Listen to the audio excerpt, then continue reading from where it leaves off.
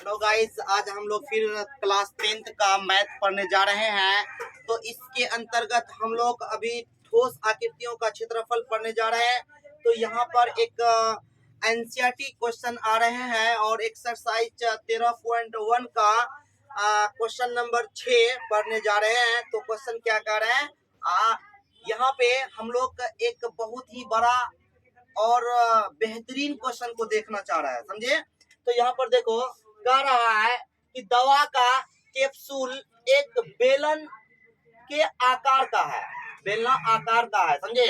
एक दवा का कैप्सूल एक बेलन के आकार का है, जिसके दोनों सिरों पर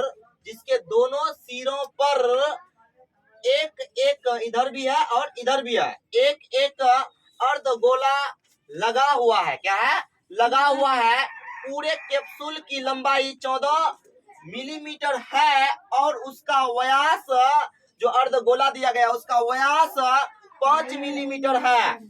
इसका पृष्ठ क्षेत्रफल निकालने के लिए कहा जा रहा है।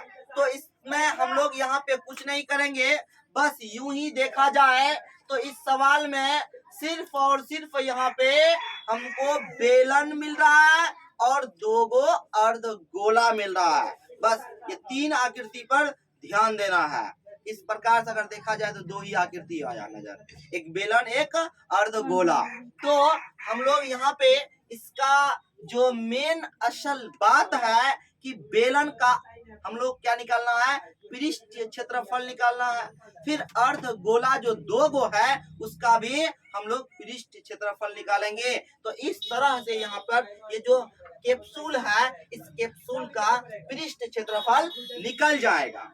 तो यहाँ पे हम लोग जो आते हैं कि क्वेश्चन जो कह रहा है उसके आधार पे नजर आ रहा है कि इसका जो टोटल लंबाई दिया हुआ है वो 14 मीटर है। कितना है? 14 मिलीमीटर है, समझे। 14 मिलीमीटर है और इसका व्यास जो दिया गया है वो 5 मिलीमीटर है। व्यास दिया, त्रिज्या नहीं दिया, वहां से त्रिज्या निकालना पड़ेगा। चलो चलते हैं और इसको बनाने की ओर, है ना। चलो, तो यहाँ पे सबसे पहले हम लोग क्या करेंगे, पहले अर्धगोला की बात कर लेते हैं। अर्धगोला में हम लोग कुछ नहीं करना है। देखो, है कुछ नहीं, बस थोड़ा सोच को पॉजिटिव बनाओ, आराम से ये मैथ समझ में आ जाएगा। दिल से अच्छा से समझो, बहुत ही बेहतरीन तरीका से बना सकते हो, समझे, कोई दिक्कत नहीं है। सबसे पहले हम लोग अर्धगोला की ओर जा रहे हैं। तो अर्धगोला में हम लोग देख रहे हैं कि सर यह अर्धगोला है, इसका हम लोगों को क्या निकालना है, व्यास दिया हुआ है। क्या दिया हुआ है बाबू? व्यास दिया हुआ है 5 मिलीमीटर है, 5 मिलीमीटर है। इसीलिए इसका क्या निकालने के लिए सोच रहे हैं, त्रिज्या निकालना चाह रहे हैं। त्रिज्या तो इसका आर निकाल रहे हैं, तो क्या होगा, d/2 हो जाएगा। तो इस तरह से यहाँ पे 5/2 मिलीमीटर इसका व्यास का, मतलब व्यास से त्रिज्या निकाले अर्धगोला का, आ गया। अब हम लोग कहाँ जाते हैं, बेलन में जाते हैं। कहाँ पे जाते हैं? बेलन में। तो बेलन में जब जा रहे हैं तो बेलन का भी त्रिज्या कितना हो जाएगा, बेलन का भी त्रिज्या कितना हो जाएगा, वही हो जाएगा, क्योंकि उसी पर अटैच है। तो यहाँ पर 5/2 सेंटीमीटर। अब इसका ऊंचाई जो है, इसका जो है ऊंचाई जो निकालेंगे, इसका ऊंचाई कैसे निकलेगा, इसका ऊंचाई कैसे निकलेगा, है ना, ऊंचाई कैसे निकलेगा, यानी h। हम लोग देखो यहाँ पे ध्यान से, यहाँ से लेकर यहाँ तक 14 मिलीमीटर है। यहाँ से यहाँ तक जो आएगा वो क्या होगा, यहाँ 5/2 होगा। यहाँ से यहाँ तक त्रिज्या क्या होगा, 5/2 होगा।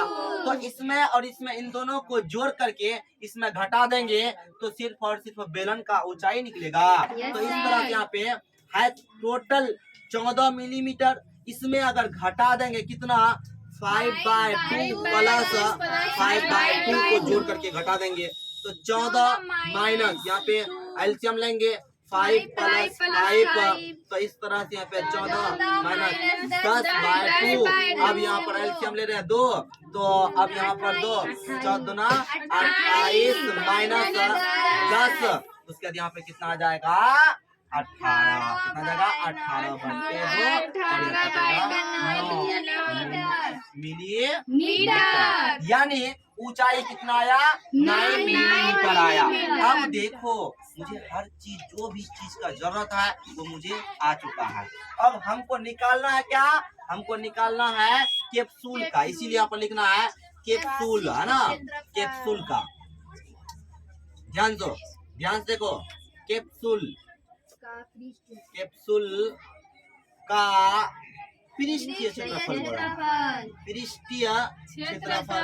तुम लोगों को बताया गया था पृष्ठीय बोलेगा तो टोटल बोल रहा है ना। तो यहाँ पर हम लोग एक बात और देखो, अगर टोटल की बात किया इसका मतलब यहाँ अर्धगोला है, अर्धगोला का सिर्फ वक्र वाला भाग निकाल रहा है, उसका बेलन जो मतलब कि वृत्त वाला भाग उसको नहीं निकालना है, क्योंकि एक साथ है यहाँ पे, है ना, उसको नहीं निकालना है। तो यहाँ पर जो हम लोग करेंगे, दो ठो क्या है, अर्धगोला है, इसलिए एक साथ कर देते हैं दोनों को, 2 गुना अर्धगोला का क्या होता है, 2 पाई आर स्क्वायर प्लस, अब बेलन का वक्र पृष्ठ क्षेत्रफल निकालेंगे, यानी क्या होगा, 2 पाई आर एच होता है, क्या था, आर एच होता है, 2 पाई आर एच होता है, यानी इसका CSA निकालेंगे। तो अब यहाँ पर नजर आ रहा है, तो देखो यहाँ पर 2 गुना या 2 गुना 22/7 गुना या 5/2 गुना 5/2 प्लस इसका हो गया। अब यहाँ पे 2 गुना 22/7 गुना, यहाँ पे आर कितना है, 5/2 गुना, यहाँ पे 9 हो जाएगा, H9 है। तो अब देखो यहाँ पे ये 2 और ये 2 कट गया, सिर्फ और सिर्फ 22 गुना 25/7 प्लस यहाँ पे देखो ये 2 कट गया, तो 22 गुना 9×5 45/7 आ जाएगा। तो इस तरह से इसका यहाँ पे करेंगे तो कितना, 550/7 प्लस इसका करेंगे 990/7। अब इसका एलसीएम ले रहे हैं, 7 ही आएगा, तो यहाँ 550 प्लस 990, तो इस तरह से यहाँ पे 1540/7 काटेंगे तो कितना आएगा, 220 मिलीमीटर स्क्वायर। देखो हम लोग यहाँ पे काम जो किए, कैप्सूल का पृष्ठ क्षेत्रफल निकालने के लिए कह रहा था, तो इसका पृष्ठ क्षेत्रफल आएगा 220 मिलीमीटर स्क्वायर, कितना आएगा, 220 मिलीमीटर स्क्वायर आएगा।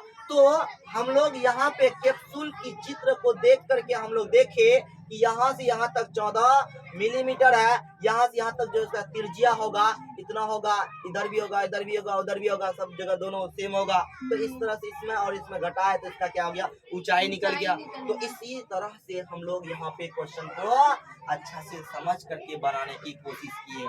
अब हम लोगों को एक काम और करना है कि एनसीईआरटी क्वेश्चन जो भी है उसको बहुत ही बेहतरीन तरीका से अच्छा से पूरा दिमाग लगा करके बनाना पड़ेगा, क्योंकि एनसीईआरटी क्वेश्चन बहुत ही इम्पोर्टेंट होते हैं, समझे।